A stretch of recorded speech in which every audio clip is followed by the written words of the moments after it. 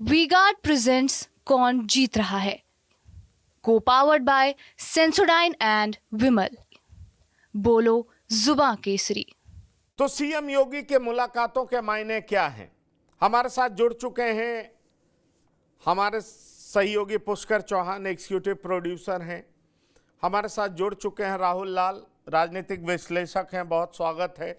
लंबे समय के बाद राहुल जी से मुलाकात हो रही है। बीच में आए भी होंगे, तो मैं बिहार का भ्रमण कर रहा था, चुनावी यात्रा पर था। हमारे साथ हैं के विश्वदेव राव, इनसे भी लंबे समय के बाद मुलाकात हो रही है। आप दोनों मेहमानों का बहुत बहुत स्वागत है। और भी मेहमान जुड़ेंगे हमारे साथ। लेकिन राहुल लाल जी, ये सच है कि चुनाव से पहले ही आप कह रहे थे उत्तर प्रदेश में स्थिति खराब है बीजेपी की, आप सही साबित हुए।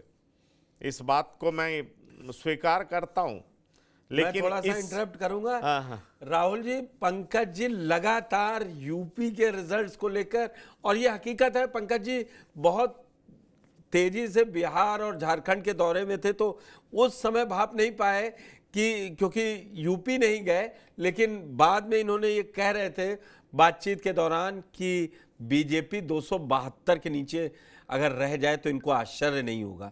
ये उस दौरान बिहार में थे और ये भी कह रहे थे कि बिहार में 28 से 34 के बीच में कहीं आंकड़ा होगा, और वो 30 का रहा।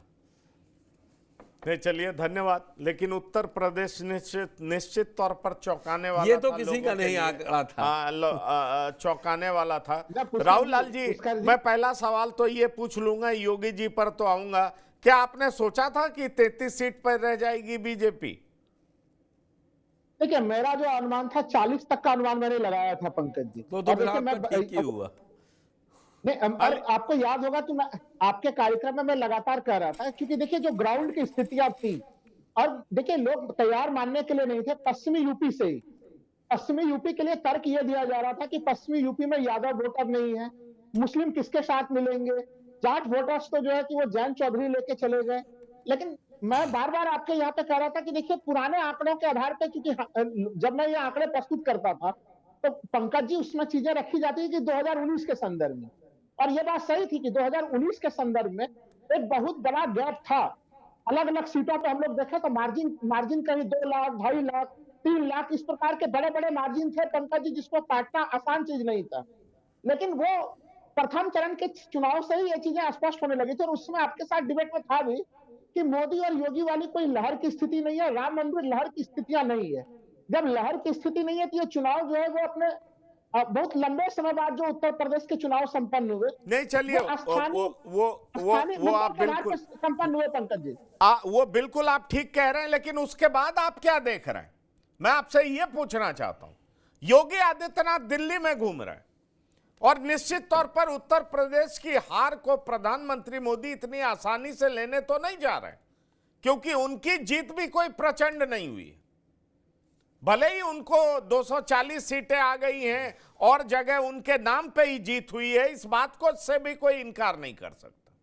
और 84 के बाद कोई भी प्रधानमंत्री इतनी सीटें अपने दम पे ला नहीं पाया है। आज हम कम की बात करते हैं, 240 भी ला नहीं पाया है। यह भी एक दूसरा फिगर है जो हकीकत है, क्योंकि प्रधानमंत्री ने खुद इतना बड़ा बेंचमार्क सेट कर दिया। उसके बाद लोगों की अपेक्षाएं इतनी बढ़ गई कि अरे अब तो ये 400 पार भी कर सकते हैं, इसलिए 240 का फिगर छोटा लगता है। लेकिन यह सच बात है कि जादुई आंकड़ा तीसरी बार छूने से बीजेपी वंचित रह गई। और यह भी सच बात है कि आज योगी आदित्यनाथ दिल्ली में घूमते हुए दिखाई दे रहे हैं। बीजेपी की यह भी हकीकत है कि बीजेपी के राष्ट्रीय अध्यक्ष जेपी नड्डा अब मंत्री परिषद के सदस्य बन चुके हैं। ऐसे में सवाल उठता है कि अब नए राष्ट्रीय अध्यक्ष होंगे। नए राष्ट्रीय अध्यक्ष होंगे तो संगठन में भी भारी फेरबदल होगा, उत्तर प्रदेश में भी फेरबदल होगा, बहुत तरह की चीजें होंगी। और फेरबदल इसलिए भी होगा क्योंकि उत्तर प्रदेश जो 75 सीटों का दावा कर रहा था वो 33 पर सिमट गया। तो मैं आपसे राहुल लाल जी पूछना चाहता हूं, क्या मतलब है इसका कि योगी आदित्यनाथ जी अमित शाह से मिल रहे हैं, देख लीजिए, जिनके बीच बहुत तरह की बातें कही जा रही है। योगी आदित्यनाथ जी नितिन गडकरी से मिल रहे हैं, योगी आदित्यनाथ जी राजनाथ सिंह से मिल रहे हैं। इस मुलाकात के क्या मायने हैं, जरा इस बात को समझाइए। पंकज जी देखिए, इस मुलाकात के मायने उन्हीं आंकड़ों में छुपे हुए हैं जो आपने कहा कि अगर भारतीय जनता पार्टी, इस समय हम लोग देख रहे हैं कि 240 पे सिमटी हुई है, तो इसमें ब्रेक लगाने का काम अगर किसी राज्य ने किया है तो वो राज्य उत्तर प्रदेश ही है। आपने बिल्कुल सही कहा, जैसे बिहार की स्थिति है, बिहार की स्थिति में जो मूल्यांकन हुआ है वो उस रूप में नुकसान नहीं हुआ है। मध्य प्रदेश सरीखे राज्य हैं जहां पे कि 100% स्ट्राइक रेट वाली स्थिति रही है, यानी कि 2019 से भी भारतीय जनता पार्टी ने बेहतर प्रदर्शन किया है। 100% परिणाम उन्होंने प्राप्त किया। हिमाचल प्रदेश में उन्होंने 100% परिणाम प्राप्त किया है। लेकिन उत्तर प्रदेश, जो भारतीय जनता पार्टी का सबसे महत्वपूर्ण गढ़ का जगह था, भारतीय जनता पार्टी की उम्मीदें नहीं थी कि वो इस प्रकार के परिणाम प्राप्त होंगे। और इसमें देखिए, अगर हम लोग उत्तर प्रदेश बीजेपी के विफलताओं को अगर हम लोग ढूंढने का प्रयास करें तो यहाँ पे संगठन स्तर पे, यानी कि भूपेंद्र चौधरी के क्षेत्र को अभी अगर देख लिया जाए पंकज जी, वहां पे भी सफलता प्राप्त नहीं हुई है। उत्तर प्रदेश में केंद्र सरकार के 7 मंत्री जो है वो चुनाव हार गए हैं यहाँ पे उत्तर प्रदेश में। और बिहार और उत्तर प्रदेश में बड़ा अंतर भी नजर आ रहा है इस कारण से मंत्रिमंडल में पंकज जी, कि कहा तो बिहार से 4 कैबिनेट मंत्री हैं बिहार से, उत्तर प्रदेश से कल मंत्रिमंडल में केवल 1 कैबिनेट मंत्री जो है कि वो राजनाथ सिंह जो है, कैबिनेट के स्तर वाले में मंत्री हम लोगों को दिखाई दे रहे हैं। तो हमें लग रहा है कि भारतीय जनता पार्टी जो अपनी जिम्मेवारी तय करेगी, इसमें भारतीय जनता पार्टी के संगठन के स्तर पे काफी ज्यादा भूचाल की स्थिति है। और भारतीय जनता पार्टी उत्तर प्रदेश सरकार के स्तर पे भी, क्योंकि केंद्र में तो अब नई सरकार का गठन हो चुका है और उत्तर प्रदेश में जो है कि 9 कल के मंत्रिमंडल में उत्तर प्रदेश से 9 मंत्रियों को जगह भी मिली है। लेकिन उन तमाम चीजों से जो एक चीज स्पष्ट दिख रही है कि भारतीय जनता पार्टी चिंतित है। दलित मतदाता समूह के वोटों को लेके भारतीय जनता पार्टी चिंतित है। गैर यादव पिछड़ा वर्ग के समूह के वोटों को लेके ये उनके लिए चिंता का एक मामला है और वो उनके मंत्रिमंडल में दिखाई दे रहा है। वो अभी हमें लगता है कि जो संगठन का नया स्तर पर विस्तार होगा, क्योंकि हम लोग अगर जिसकी भी जिम्मेवारी तय करेंगे, चाहे वो दोनों के दोनों उप मुख्यमंत्री हैं, उनके क्षेत्रों को देख लें, वहां पे आप सोच के देखिए कि क्या स्थितियां बनी हुई है। कौशाम्बी की जीत की कहानी जो है कि एक उप मुख्यमंत्री की कहानी बता दे रही है। दूसरे क्षेत्र में अगर हम लोग जो कानून मंत्री हैं उत्तर प्रदेश के, वो जो दूसरे उप मुख्यमंत्री हैं, उनकी स्थिति देखी जाए तो ये चीजें भी समझ में आ रही है कि हर किसी नहीं, देखिए एक चीज मैं आपको कहना चाहूंगा। आप कह रहे हैं कि उत्तर प्रदेश से सिर्फ एक ही कैबिनेट मंत्री हैं। बड़ी बात मैं ये कहना चाहूंगा कि जहां से खुद प्रधानमंत्री हो, जहां से रक्षा मंत्री हो, तो और बाकी रह क्या जाता है। बिल्कुल, अगर सीसीएस में 4 मिनिस्टर और 1 प्रधानमंत्री होते हैं, प्रधानमंत्री और रक्षा मंत्री जहां से आते हो, फिर बच कौन जाता है राहुल लाल जी।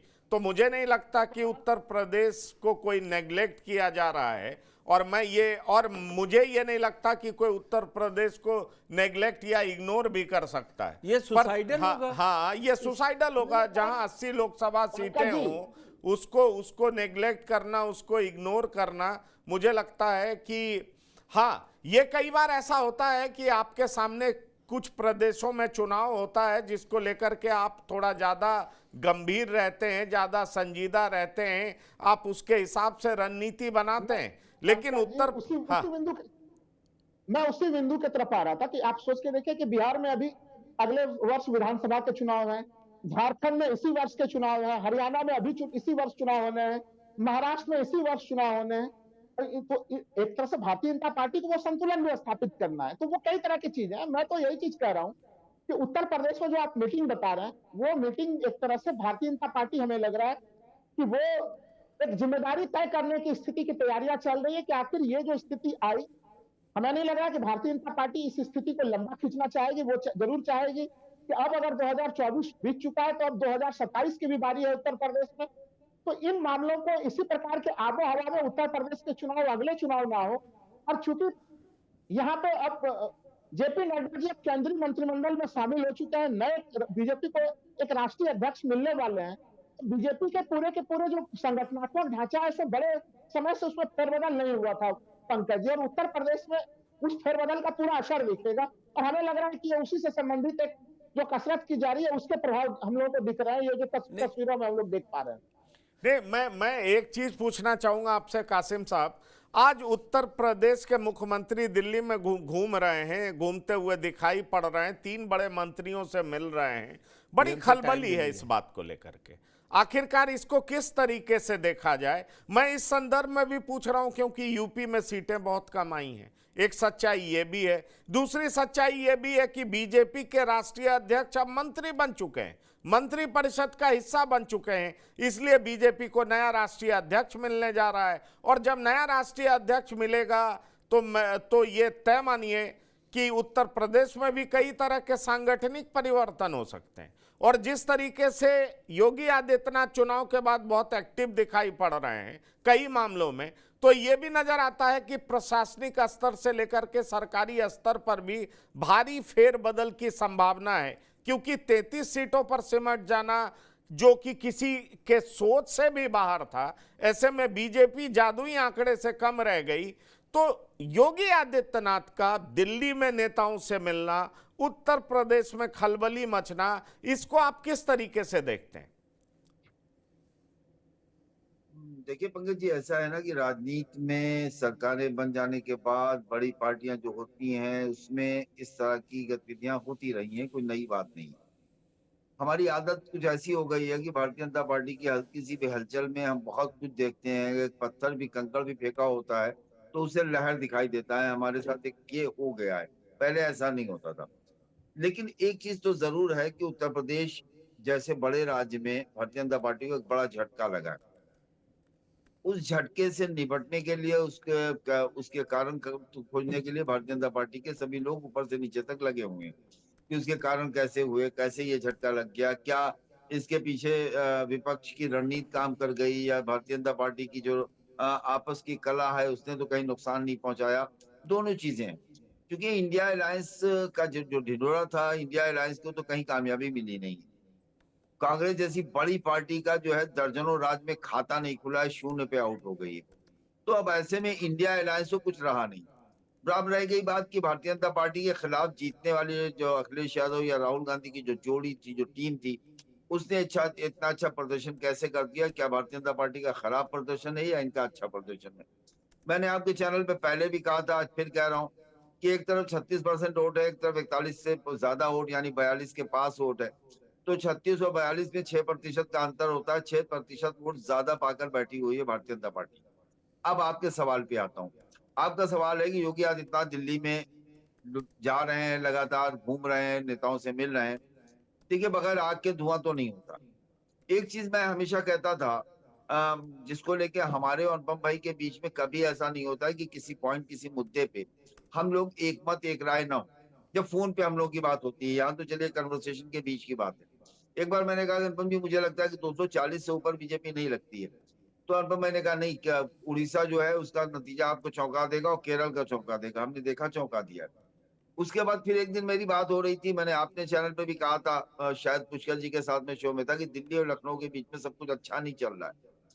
तो उस पर अनुपम जी ने ये बात कही थी कि देखिए, ऐसा है कि भारतीय जनता पार्टी इसको जो है, अगर योगी आदित्यनाथ को उन्होंने तैयार किया है तो अपने, कोई भी आदमी होता है किसी को तैयार करता है, दरख्त जब फलने लगे तो पेड़ को जो है काट नहीं देता है, सुखा नहीं देता है। लेकिन उत्तर प्रदेश के चुनाव के बाद ही नहीं, चुनाव के पहले से भी अगर अमित शाह उतने ही ताकतवर रहते हैं जितने थे, तो आप ये मान लीजिए कि उत्तर प्रदेश में फेरबदल अवश्य होगा। उससे, उस फेरबदल से उत्तर प्रदेश बच नहीं सकता। हालांकि मेरा अपना ये भी मेरी एक वन लाइनर है कि करेला फिर नीम चढ़ा। एक तो क्षत्रिय बिरादरी, उसके बाद मठ, और उसके बाद उनकी फॉलोइंग, और पूरे देश में प्रधानमंत्री मोदी के पास सबसे लोकप्रिय अगर कोई स्टार प्रचारक थे तो क्या कहते हैं, वो योगी आदित्यनाथ थे। तो सम्मान हो, राष्ट्रीय अध्यक्ष का पद कोई मामूली पद नहीं होता। भारतीय जनता पार्टी का राष्ट्रीय अध्यक्ष, दर्जनों स्टेट में सरकार, केंद्र में सरकार, और उसके बाद राष्ट्रीय अध्यक्ष। लेकिन मुझे लगता है कि राष्ट्रीय अध्यक्ष जो है एनडीए की सरकार में, जैसे सरकार जो है थोड़ा सा लिबरल दिखाई देगी आपको, तो सरकार के साथ साथ भारतीय जनता पार्टी भी किसी ऐसे अटैकिंग और किसी ऐसे, जो पूरे देश में चुनाव होने हैं, दिल्ली में होना है, महाराष्ट्र में होना है, हरियाणा में होना है, उत्तर प्रदेश में भी समझ लिए होना ही है, 2 साल बचे हैं, 2.5 साल।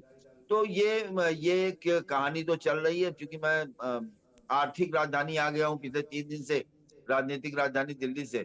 कल लौट जाऊंगा राजनीतिक राजधानी, तो हो सकता है मैं आपको कुछ बेहतर बता सकूं, लेकिन कुछ तो है जिसकी पर्दादारी है पंकज जी। कुछ तो है। क्या है राव साहब, क्या है? कुछ तो है, और इसीलिए खलबली है। पर है क्या? जिनके साथ गड़बड़ी की बात होती है वो आपस में फूल बुके एक्सचेंज कर रहे हैं।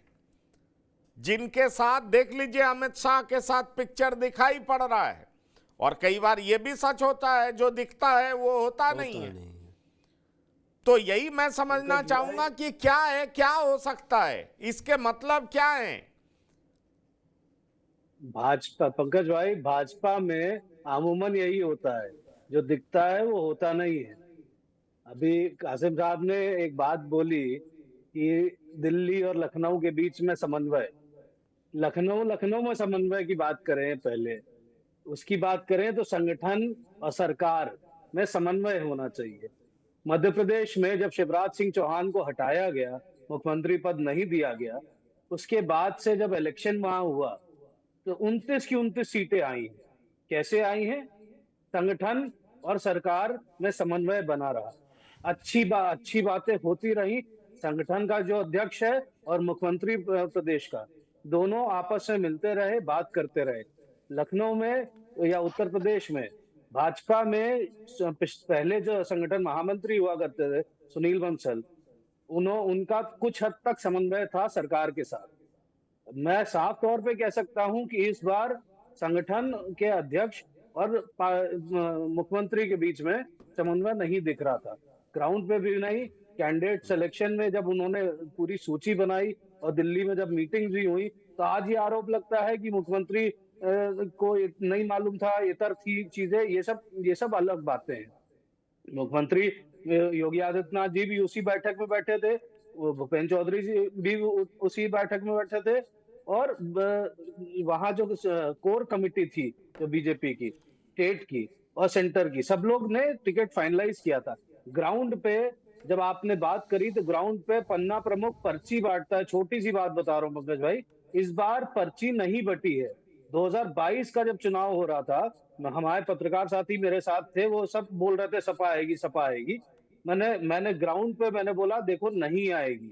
उसका सिर्फ एक सिंपल कारण है कि बीजेपी का संगठन सक्रिय है, समाजवादियों का नहीं है।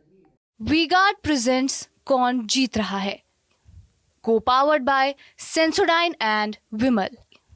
बोलो जुबां केसरी।